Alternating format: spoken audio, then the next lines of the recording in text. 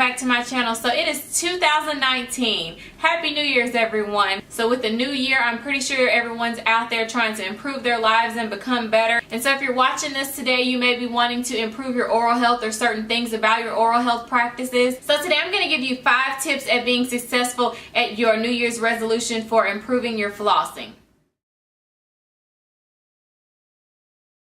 So today's something to smile about comes from 2 Corinthians 5:17, and it reads, "Therefore, if anyone is in Christ, he is a new creation. The old has passed away. Behold, the new has come." Now that's something to smile about. Okay, so 5 tips to being consistent with flossing. So tip number 1 is to choose a floss that you like. So when choosing a floss, it's important to make sure it's something that's comfortable for you and also something that's going to have a good flavor that you might like. Some flosses come in mint flavor, other ones come in cinnamon flavor, and then some flosses have no flavor at all. So you want to make sure that if you absolutely hate cinnamon, that you try to stay away from flosses with that type of flavor. Or, if that's one of your favorites, then, go for something like that.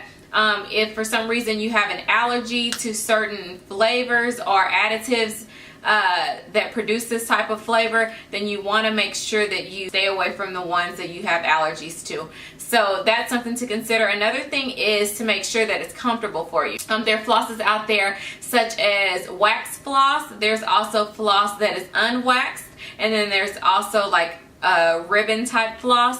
So the unwaxed floss can be a bit uncomfortable, and I don't know many people that use those. Some people, have their preferences and they do like the unwaxed floss, but I prefer wax floss first and foremost. But the type of floss that I absolutely prefer is like a ribbon type floss, which I talked about in other videos, like this Glide floss.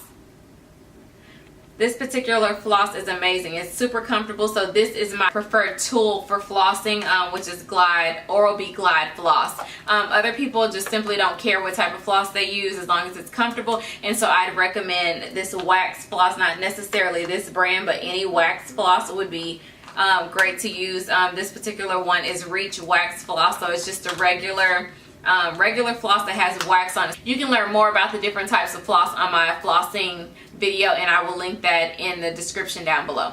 So yeah, it's very important to make sure that you choose a floss that you like and something that's comfortable for you and has the right flavor for you. If you do that, you're more prone to sticking with flossing and doing it more often. So tip number 2 is to actually place the floss where you can see it. So I didn't grow up knowing the importance of flossing, so for so many years before I became a hygienist, I kind of struggled with being consistent with flossing. The biggest thing that changed that was when I decided to place the floss on the counter where I could see it. So where I'm getting ready in the morning or I'm doing my nighttime routine, I'm able to see the floss and it reminds me to floss. Now, of course, it's a routine and it goes hand in hand with brushing for me, but before I was able to actually put those together and made a habit of flossing, I had to actually place the floss out on the counter to where I could see it, and I would be more prone to using it every day.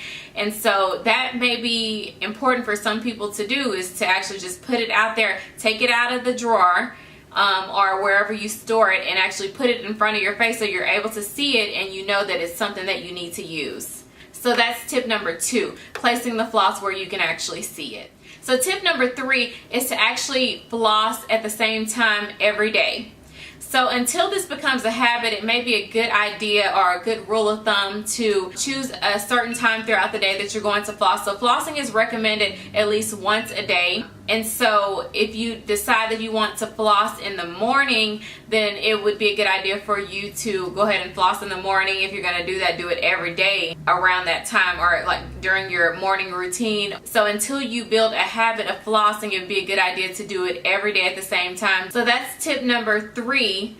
Flossing at the same time every day. So tip number 4 is don't floss when you're in a rush. So depending how hectic your morning routine is, it might be a good idea to save your flossing for later. And also depending on how sleepy you get before you do your nighttime routine of washing your face or whatever you do to prepare for bed, it may be a good idea for you to save flossing for another time. So I guess that would leave in the middle of the day or during lunch hour. And so sometimes for me, that's particularly why I choose to do my flossing during my lunch hour after I eat.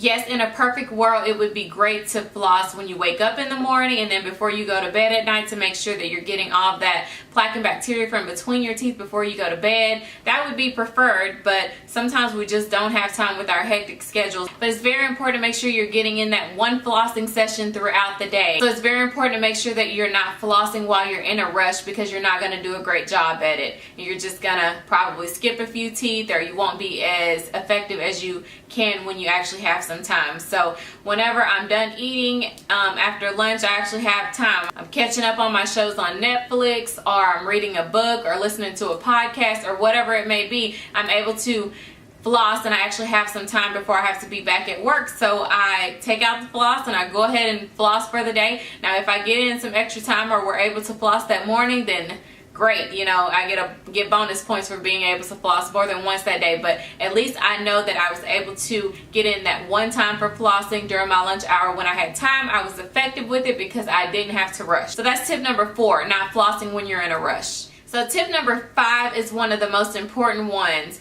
Now if you're using the wrong tool to floss, it's going to kind of defeat the purpose of doing any of it. These little plastic flossers, and not specifically this brand, but these flossers, I'm going to show you what they look like. They have the little Y shape and then the floss in between them, and then the little toothpick on the end. These flossers, and I've talked about in my other videos, these are not very effective. Now they may be okay for your front teeth in some instances. Some people may be able to do a great job with it, but on your back teeth, it's almost like you're not flossing at all. I mean, it may take care of some of the plaque, but it's not going to get nearly as much as what's there. So I have so many patients come in that still have gingivitis, lots of bleeding, inflammation, redness, and they are consistent with using these little flossers every single day. And I understand, you know, why they are so attractive and people are prone to using them. It's because they're convenient. A lot of people are not aware of how to actually, you know, wrap the floss around their fingers. They don't know how to actually navigate the floss in between the teeth, which would be a good reason for you to check out my flossing your teeth video, and I'll link that in the description down below, like I said. But a lot of people are not aware of how to do that and use regular string floss, so they kind of take the easier way out, or they do what they know how to do, which is, you know, hold this tool and they navigate between their teeth and think that they're doing a great job of being consistent with flossing. But unfortunately the results are just not the same. These people still have lots of inflammation in the back. Now sometimes the front will be just fine, you know, your front teeth, because your front teeth are not as round. The back teeth are, you know, very round and kind of circular. Now this little flosser here is straight and it has almost no flexibility or give, and so you're not able to, you know, really wrap around the tooth like you would with regular string floss. This allows you to swipe a circular tooth. It does not allow you to wrap around the tooth with like regular string floss does and actually get everything out of there. So it's very, very, very important to be aware that these little plastic flossers just do not produce the same results, and it's almost like you're not flossing. So it's kind of a waste of time. I would encourage you to learn how to use regular string floss if you don't already know how, and take the extra time out to do that. Once you get really good with that, it will take like 30 seconds a day. It doesn't take long to use regular string floss, and you're being so much more effective, and your gum health will improve tremendously if you're going from using these to using regular string floss. So again, that's tip number 5, which is one of the most important. Please make sure you understand that using these plastic flossers just do not produce the same results, and that is definitely a myth. And I wish that it produced better results, but unfortunately it doesn't. So I would say stay away from these unless it's for convenience purposes, as a toothpick in between meals. But on your daily regimen, it's very, very, very important to make sure that you are using regular string floss once a day at least, to get between all of your teeth, to make sure that you stay away from gum disease and cavities. So I hope you found this video helpful today, and I hope that you'll be able to be consistent with flossing by using some of these tips that I provided for you today. If you have found this video helpful, please do not hesitate to give me a thumbs up. Also, if you have any additional questions about any of the tips that I provided today, please leave them in the comment section down below. Please subscribe to this channel and hit the bell so that you'll be notified when I post new videos.